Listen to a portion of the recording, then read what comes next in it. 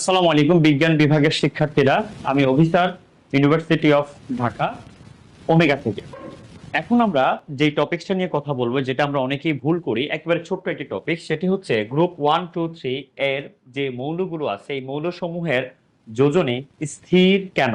অর্থাৎ গ্রুপ 1 এর 1 হবে, গ্রুপ 2 এর 2 হবে, গ্রুপ 3 এর 3 হবে। আসেন আমরা একটু মৌলগুলো দিয়ে দেখি বিস্তারিত। তো আমাদের প্রশ্নটা ছিল যে গ্রুপ 1, 2, 3 যে মৌলগুলো আছে সেই মৌলগুলার যোজনী কেন স্থির থাকে।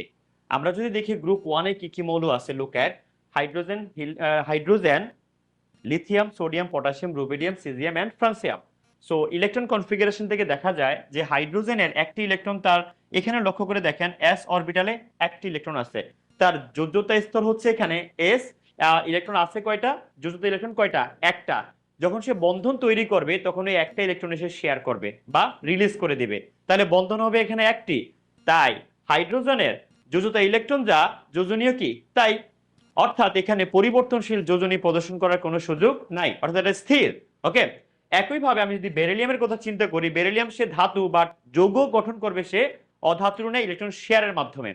এখন আমি ইলেকট্রন কনফিগারেশন থেকে দেখি যে বেরিলিয়ামের শেষ কক্ষপথে লক্ষ্য করেন বা উপশক্তি স্তর কোনটা, এস। তার মানে যোজ্যতা স্তর হচ্ছে এস। কয়টা ইলেকট্রন আছে, দুইটা। কিন্তু সে যখন বন্ধন তৈরি করবে, মানে বন্ধন গঠন করবে যৌগ গঠনের সময় বা যৌগ তৈরির সময়, তখন বেরিলিয়াম, লুক অ্যাট, এই যে সে দুইটা ইলেকট্রন ক্লোরিনকে দিয়ে দিবে, দিয়ে দিলে হবে বেরিলিয়াম ডাইক্লোরাইড। এখানে বেরিলিয়ামের যোজনী হচ্ছে 2, জারণ সংখ্যা +2। তাহলে গ্রুপ 2 এর যতগুলো আছে তুমি দেখো সব হলো এস উপশক্তি স্তরে। লক্ষ্য করো কয়টা করে, দুইটা। এস উপশক্তি স্তরে কয়টা করে, দুইটা। সো এদের যোজনী হচ্ছে স্থির। এখানে সুপ্ত যোজনী বলে কিছু নাই, তা যা আছে যোজ্যতা স্তরে ইলেকট্রন সংখ্যা যা থাকবে তাই দিয়ে সে বন্ধন তৈরি করবে। এবার আমরা নেক্সট দেখব গ্রুপ 3 এ। তাহলে গ্রুপ 3 এ কে কে আছে, বেরিলিয়াম, অর্থাৎ বাংলাদেশে আইলো গেল ইন্ডিয়ার টেন্ডুল। তাহলে boron, aluminium, gallium, indium, helium, এই যে মৌলগুলো আছে বা নিহোনিয়াম, তা অর্থাৎ 113 নম্বর যে মৌলটা, এদের প্রত্যেকেরই ইলেকট্রন বিন্যাস করলে দেখা যায় তারা যে উপশক্তি স্তর আছে, মানে যোজ্যতা স্তর যেটা এস আর কি পি, এই দুইটা যোগফল হবে যোজ্যতা স্তর। আর টোটাল ইলেকট্রন আছে কয়টা, দুইটা আর তিনটা। এখন বোরন যদি কোনো যৌগ তৈরি করতে চায়, যেমন ধরো বোরনের আমরা একটা যৌগ দেখি যদি, সেটা হচ্ছে BF3 মানে বয়ফ্রেন্ড 3। তাহলে এখানে বোরন কয়টি ইলেকট্রন শেয়ারে যাবে, তিনটা। কার সাথে, তিনটা ফ্লোরিনের সাথে।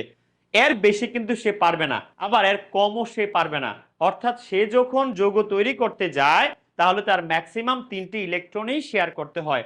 অথবা এর নিচে যারা আছে, অ্যালুমিনিয়াম, এটাও কিন্তু ধাতু বা যৌগ তৈরি করবে অধাতুর ন্যায়। তুমি গ্যালিয়ামকে দেখো, সে কিন্তু ধাতু, সে 3টে ইলেকট্রন রিলিজ করে দেয়। তার ম্যাক্সিমাম শেয়ার করার ক্ষমতা আছে 3টা, এবং দেয়ারও ক্ষমতা কয়টা, 3টা। কেন, কারণ তার যোজ্যতা স্তরে ইলেকট্রন আছেই 3টা।